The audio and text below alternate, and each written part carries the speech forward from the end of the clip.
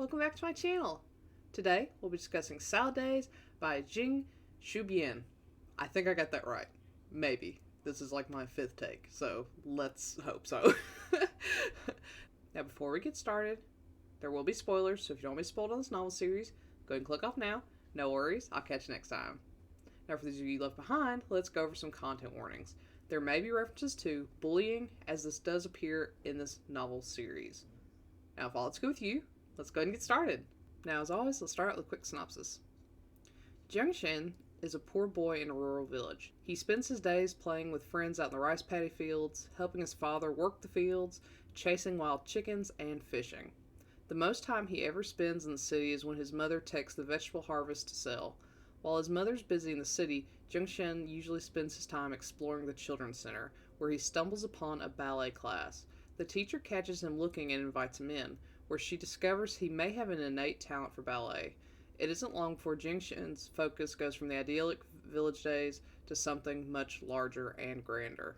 On the other end of the spectrum is Bai Jinyi. He comes from a filthy rich family and wants for nothing. He spends his days training at the children's center in boxing, with his goal being to go international and win the gold belt. However, while attending training one day, an unusual sight catches his eye: a little boy among a gaggle of girls in a ballet class. Inexplicably, Bai Jinyi becomes drawn to this little boy, and for once in his life, Jing Shuibian is the one thing he wants, even more than boxing. They say the rich never box and the poor never dance. Yet Jing Shuibian and Bai Jinyi are set to defy those odds. As the two grow and change and their dreams grow more and more focused, the one thing that keeps them tethered together is their growing feelings for each other. So can these happy days continue for two boys whose paths would never have crossed otherwise? And can they grasp their dreams while holding on to each other? So to get started with, this has left me, quote, speechless, end quote. I'm truly at a, quote, loss for words, end quote. Gosh, I wish I had added some quote hands to this model, because I really need them for this. For those who've not read this yet, those are probably the two most used words and phrases you'll see throughout this novel. I don't say that as a complaint. It's honestly very endearing, and while I wouldn't say this is perfectly written by any means, I'm happy to say it's leaps and bounds better in terms of prose quality than The Missing Piece, which I've reviewed before. There's still plenty of moments where the dialogue is awkward or the exposition is choppy, but it's solid nonetheless. Is it a masterpiece of literature? No, but it's light and well written enough. I really wish this had been my first danmai, as this was a much better experience. Now for the story itself. This is probably one of the most wholesome things I've ever read in a long time. It's a story about two boys from entirely different worlds, which would usually cause them to face hardship and discrimination that would ultimately force them apart. However, it's actually the complete opposite. They face little conflict focused on the relationship, which is super refreshing. Instead, they have the support of their parents, their peers, and support from each other, which allows their love and companionship to blossom unhindered.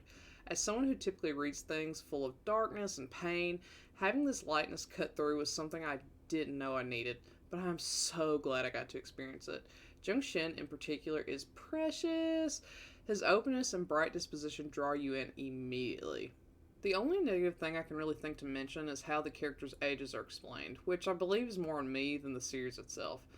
I'm not familiar with the difference between the traditional age system of China and the Western age system.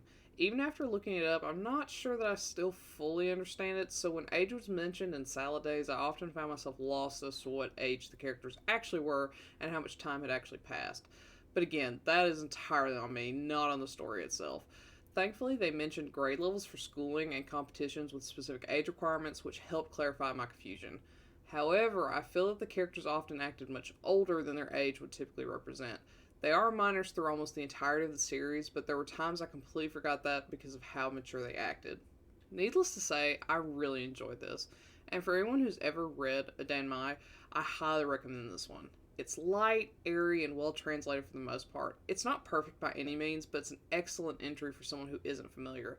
I did tag this as mature in the written version, but the sexy time is limited to the side stories and a scene or two toward the end. However, it's not gratuitous and focuses on the two characters' emotional growth. So if you don't mind a drop of sexy time when 98% of the story is just wholesome and heartwarming, then I don't imagine you'll be bothered by this. Now, with all that being said, this is very much a warm cup of tea on a cold, snowy night.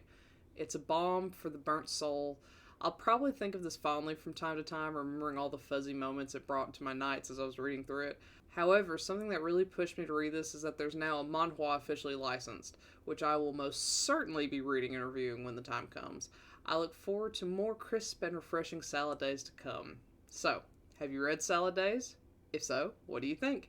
Do you agree with my assessment? Do you not? Let me know and comment below. Otherwise, I'll catch you next time. Bye!